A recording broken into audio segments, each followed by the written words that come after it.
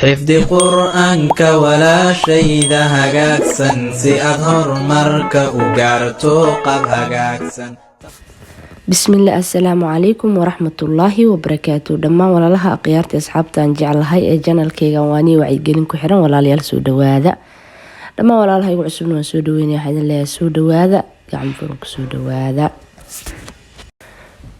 sidoo kale ayagana waxaan soo dhaweynaynaa walaalaha Facebook page-ka nagala socdo waxaan idin leenahay idinkana soo dhawaada. Aqyaari waa ka xumay horta maalmahan cabaaran ka maqnaa YouTube-ka waxaan maleynaa 9 cisho 8 cisho maanta ay tahay. Codkaygan saa ka dareemi kartiin muuqaalna inaan soo duubin baad aragtiin. Waxa weeyaan hargab iyo waxa iska jira alxamdulillah xoogaa xanuun dambi dhaaf Allah nooga dhigo. Marka insha Allah ana codkayga saan yahay maanta waxaan jeclaystay bal inaan inta in ka badan idinka maqnaanino wax in idin la wadaago insha Allah ila idinkiis. Aqyaarey horta marka ugu horeyso inta aan waxaan maanta rab idin la wadaagin intaan idin la wadaagin waxaan horta marka hore hambalyeynaya farxadna noo ah arimaha ma aragtaa laga soo sheegay ama laga soo warinayo koob adduunka ka furmay wadanka Qatar.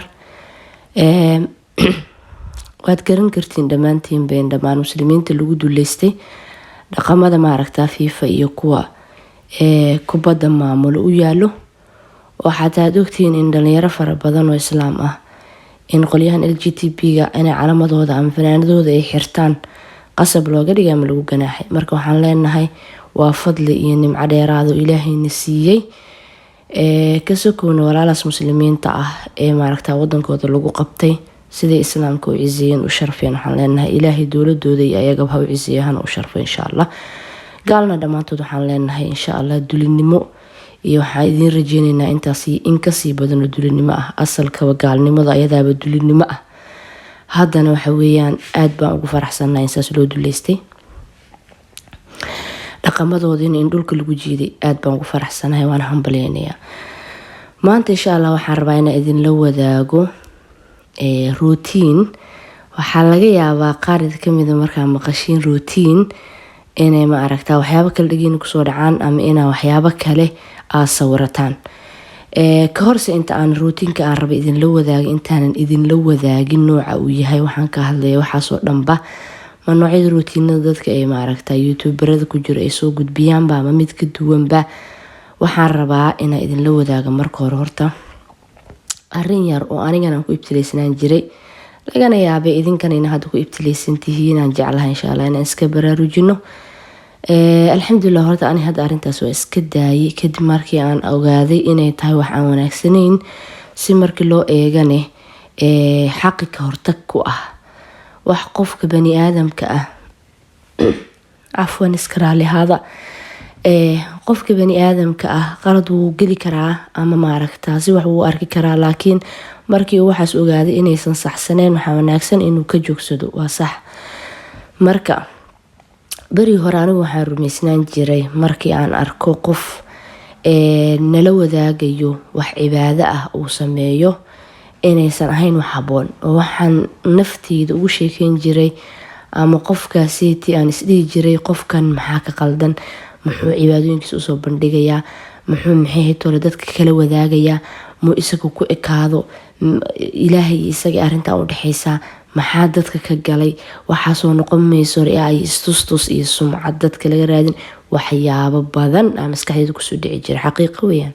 Laakiin waxaan ogaaday muddo kadib inaysan arrintaas in arrin wanaagsan maxay yeelay haddii ay dadka xumaha wadana ay la soo banbaxaan dadka wanaaga sameeyana aan dhahno wanaagiina qariya sax waa la ogyahay wanaaga iyo marka khayrka iyo cibaadooyinka Ilaahay baa loogu dhawaadaa laakiin haddana haddii aad tahay qof saameyn leh waxa wanaagsan dadkuna aad ogtahay inay ma aragtaa wanaagaagu saameyn ku yeelanayo waxa wanaagsan in dadka wanaaga la wadaago iyo waxyaabaha qaarka ay aad sameeysid.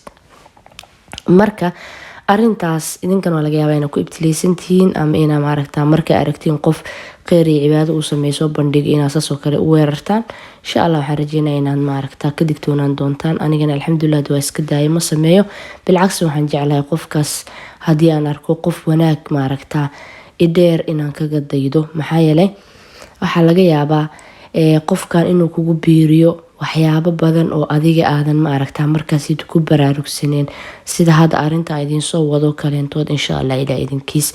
Haddaba arinteenana aan guda galno oo waxaa idin dhahay waxaa idin la wadaagayaa rootiinkan meel baan ka akhriyay marar badan waa idin sheego waxa akhrintan jeclahay inaan waxyaabaha qaar akhriyo qisaska iyo waxyaabaha la midkaan jeclahay. marka rootiinka meel baan ka akhriyay meel bay ku qorneed aad ba xaqiiqada u dheeraa laakiin waxaan isku dayaa insha Allah ilaa idinkiis inaan intaas soo koobi karo soo koobo macnahana idin fahansiiyo biidnillaahi albaari.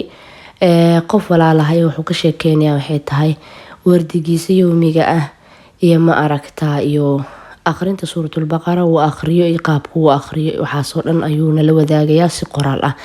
marka anigana waxaan jeclaystay una arkay arintan inay faa'iido leedahay dad badan ay anfici doonto. sababta maxay tahay qofkan walaalkaa wuxuu sheegayaa ama maaragta ka hadlayaa weliba qaasatan uu maaragta usoo jeedinayaa arintan dadka maaragta aadka u mashquulka badan wardigana aan waqti qaasa u heli karin.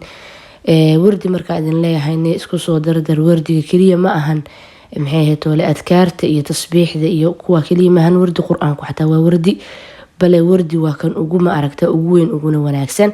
marka xitaa qur-aanku wuu ku jiraa qaabku uu akhriyo sax qur-aanku waa ognaarta si qasab weyaan inaa waqtigaaga waqti kamid u heshid laakiin wardiga kale aad bay xooga u yara adagtahay ilaa man raxima rabbi maahan qofku inuu intuu fariisto asoon wax kale ku mashquulin uu maaragta aqriyo. marka qofkan walaal wuxuu nala wadaagayaa qaabku marka isaga u sameeyo isagoo aan fariisanin qaabku u aqriyo iyo maalinta dhanba ilaa habeenkii ilaa maalintii wardiga uu aqriyo. marka wuxuu ku bilaabay horta suuratul baqara horta qofkan walaalka ah wuu aqriyaa maalintii wuu bilaabaa wuuna dhameeyaa welibana wuxuu isaga noo sheegay inuu hal jalso ku aqriyo 40 daqiiqana ay ka qaadato. waa taas waxa uuna sheegay waa taas tan ugu horeyso salaada cisho kadib wuxuu dhahay waxaan aqriyaa suuratul baqara waxaan ku aqriyaa buu yiri hal jalso waxayna iga qaadataa buu yiri wax ka yar saacad 40 daqiiqo camal bay igu qaadataa buu yiri.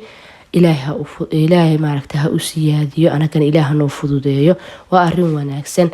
markii ani hadda kahor waxaa idin la wadaagay inaad maaragtaa kala jarjartaan tanna waa tu kalo iyana aad wanaagsan qofka haddii uu waqtigeeda helayo inuu intaas fadhiisto waa wax yar oo kooban saacad wax ka yar waxa weeyaan wax aad u fiican waaye waana wax maaragta qofku isku dayi karo kuna dhiiran karo. taas waa wardigiisa koowaad. wardiga ku xiga kaas waxa weeyaan haddaba salaada cisho kadib waan iska garanaynaa dee waxa la isku diyaariyo uun waa hurdo Soomaal. hurdadana waa la ogyahay adkaarta la akhriyo taayada wax maaragta sheegitaan u baahan ma ahan kasoo gudub. sidoo kale wuxuu sheegay inuu maaragta salaada cisho kadib ordiga uu la yimaado ay ka mid tahay ugu horeyso marka qur-aanka laga soo tago istighfaarta oo 100 jeer ah.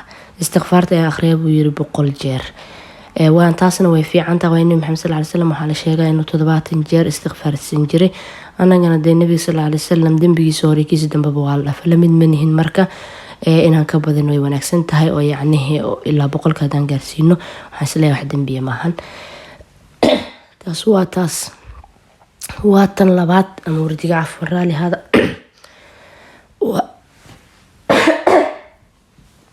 waa tan labaad. kadib waxaa ku xigto waxay taa u xigto salaada subax kadib wuxuu dhahay walaalkan waxaan aqriyaa qur-aankayga caadiga ah oo maaragtaa qur-aankii kaleentood aan suuratul baqara ahayn wixii ilaahay iiga qorayaan aqriyaa buu yiri xisib juz laba maqor qof walba inta awoodiisa waqtigiisa la agtay ku xiran tahay. kadib waxaa ii xigta buu yiri inaan aqriyo duhurka intaan la gaarin ka hor adkaaru sabaxna sida ognaa waxaa iyadana raacsan in la aqriyo aad wanaagsan wardig aad u qiimaha badan ee laa ilaaha illa allah wahdahu la sharika lahu lahul mulku wa lahul hamdu huwa ala kulli shay'in qadir oo 100 jeer ah.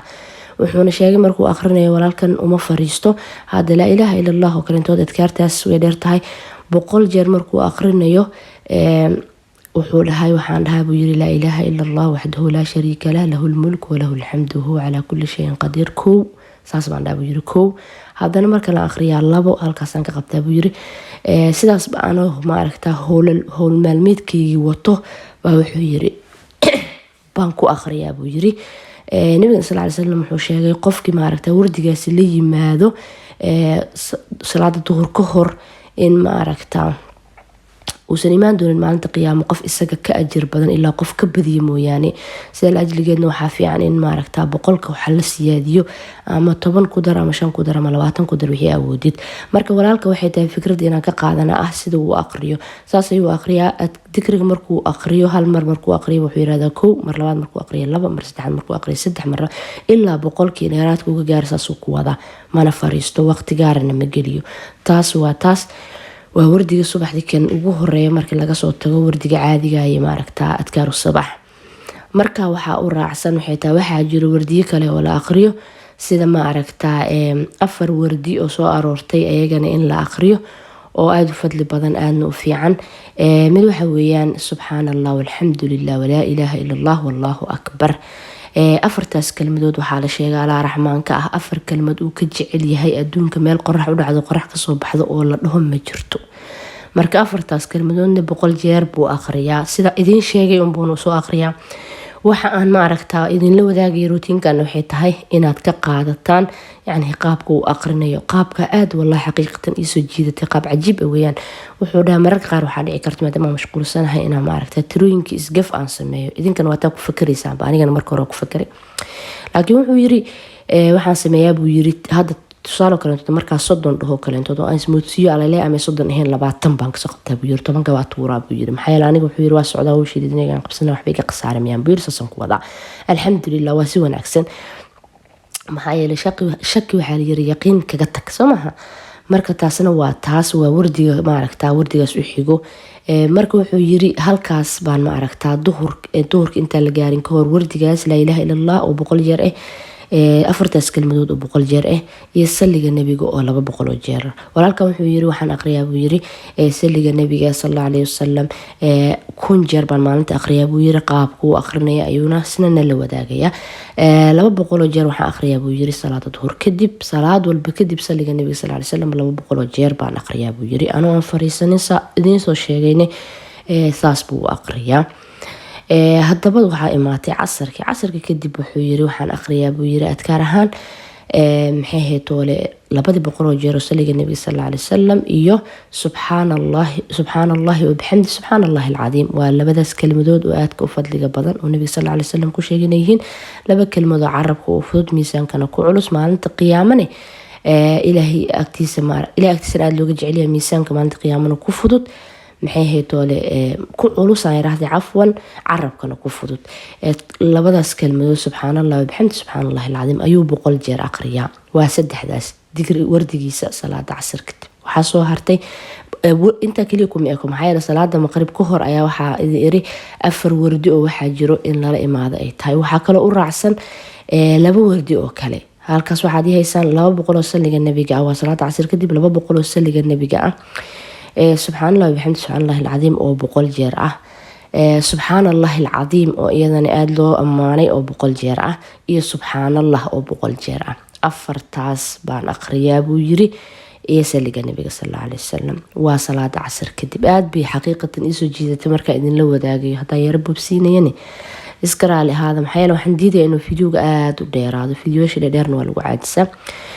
marka waxaa timid buu yiri salaadii maqrib kadib waxaan sameeyaa buu yiri waa ogtiin adkaaru masaaba la aqriyaa cid salaada casr kadib haleeli kartan way aqrisaa cid haleeli karina salaada maqrib kadib waa la aqrin karaa.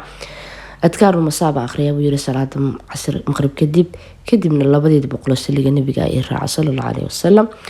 kadib waxaa timid cishahana horaan idinkugu sheegay kaliya waxaa intaas sii dheer markaan inta xilliga jiifka la gaarin cishaha markuu tukada kadib wuxuu akhriyaa 200 oo kale oo saliga nabiga sallallahu alayhi wasallam. 2 lagu dhuftayna waa 10 kaas oo meel 200 ana waxay noqonaysaa 1 sali nabiga sallallahu alayhi wasallam. waa rajeynaya akhyaare asxaabay routiinkaas inaad ka hesheen uu yahay routine ka faa'iideey fadli badan routiinadii aad arki jirteen wax gaar iyo maaragtaa wax faa'iido gooni oo anaga naga soo galaysa aysan jirin aan ahayn inaan waqtiga isaga lumino. akhyaare asxaabay fiidiyowgan hadda aragtiin inuu faa'iido leeyahay inaan wax ka faa'iideen insha Allah ilaa idinkiis walaalihiinka la wadaaga. haddii aan wax qalday ama ma aragtaa yar codkaygu uu sii yahayna afwan iska raali ahaada hore idinku sheegay waa caajisanahay alxamdulillah ilaah noo fududeeyay shaydaan xanuunsanin وارجينا خياري أصحابي إنا ما ركتا فيديوغي وحكا فانتين إن شاء الله كان فائدين إلا إذنكس فيديوغي حين تنكو كل منه حديث قلت وحيتا سلامة سلامك السلام عليكم ورحمة الله تعالى وبركاته.